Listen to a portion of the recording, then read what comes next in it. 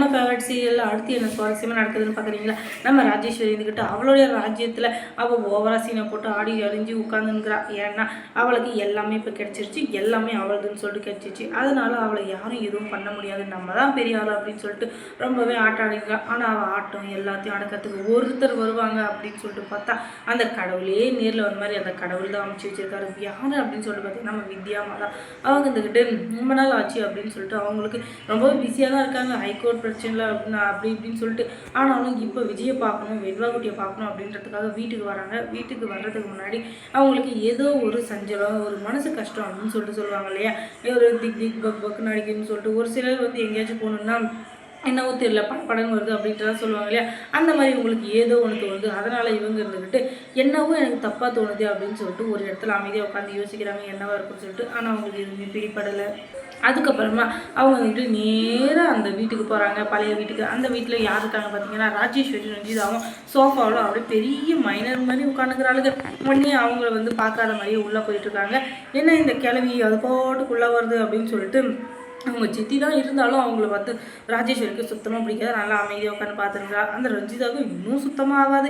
ஏன்னா அவளை பார்த்தாலே பத்துக்கிட்டேயும் அந்த அளவுக்கு பயங்கர கோவத்தில் இருக்காங்க இந்த ரஞ்சிதாவும் ராஜேஸ்வரி. அதனால் என்ன இந்த கிளவி இப்படி சுற்றி இருக்குது அப்படின்னு சொல்லிட்டு அமைதியாக உட்காந்து பார்த்துட்டு இருக்காங்க. அதுக்கப்புறம் விஜய் வெண்பா குட்டி அப்படின்னு சொல்லிட்டு அவங்க கூப்பிட்டுட்டு இருக்காங்க. ஆனால் அவங்க சவுண்டே வரல.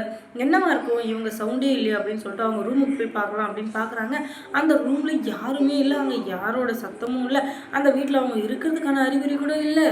அதுக்கப்புறமா அவங்க வந்துக்கிட்டு கிச்சனில் ஒரு மல்லி இருப்பாளோ அப்படின்னு சொல்லிட்டு அந்த கிச்சனுக்கு போய் பார்க்குறாங்க. அங்கே போய் பார்த்தா அந்த மல்லியும் காணும்.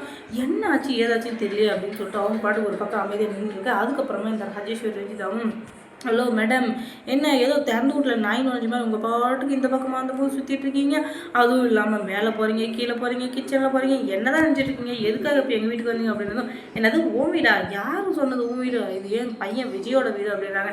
என்னது உன் பையனா, உன் பையன் போய் ரோடோட சிக்னலாக பிச்சை எடுத்துருக்கான், போய் பார்ப்போ, அதை விட்டுட்டு இங்கே வந்து காமெடி பண்ணிட்டு இருக்காத, என் பையன் உன் பையன் அப்படின்னு சொல்லிட்டு அவன் வீட்டை விட்டு போயே ரொம்ப நாள் ஆகுது, நீ இப்போ வந்து என் பையன் இருக்கான்னு சொல்லிட்டு தேடிட்டு இருக்க பார்த்தியா, அதுதான் எனக்கு சிரிப்பாக வருது. அதுவும் இல்லாமல் அவன் ஒரு அண்ணக்காவடி, அவன் உன் பையனா அப்படின்னு சொல்லிட்டு கேட்டான். என்ன சொல்கிற, விஜயும் மல்லியும் வீட்டை விட்டு போயிட்டாங்களா அப்படின்னு சொல்லிட்டு அவங்க கேட்க, அதுக்கப்புறமும் என்னது விஜயும் மல்லியும் வீட்டை விட்டு போயிட்டாங்கன்னா அப்போ அந்த வெண்பா குட்டி, ஆமாம் அந்த ரெண்டு லூசுங்களவே வீட்டை விட்டு அடித்து துரத்தியாச்சு.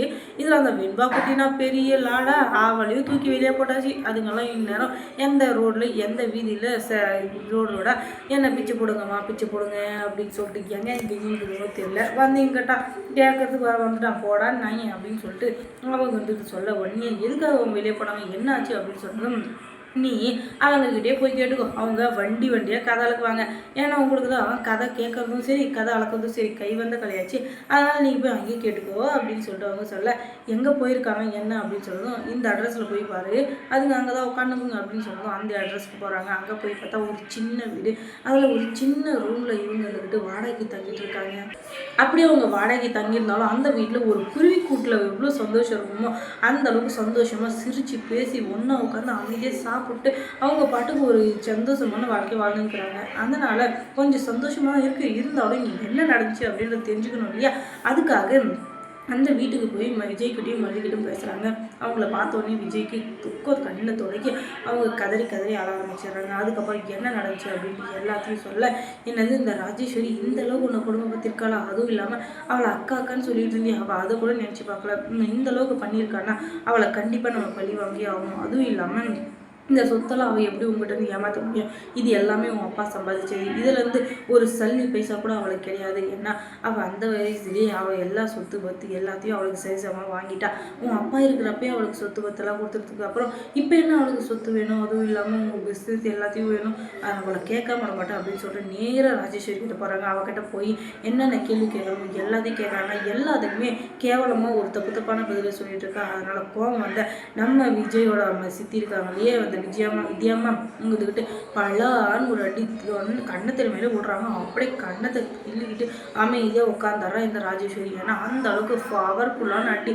இந்த அடியை வந்து 10 வருஷத்துக்கு முன்னாடியே கொடுத்துருந்தா அவள் அப்பயே திருந்திருப்பா.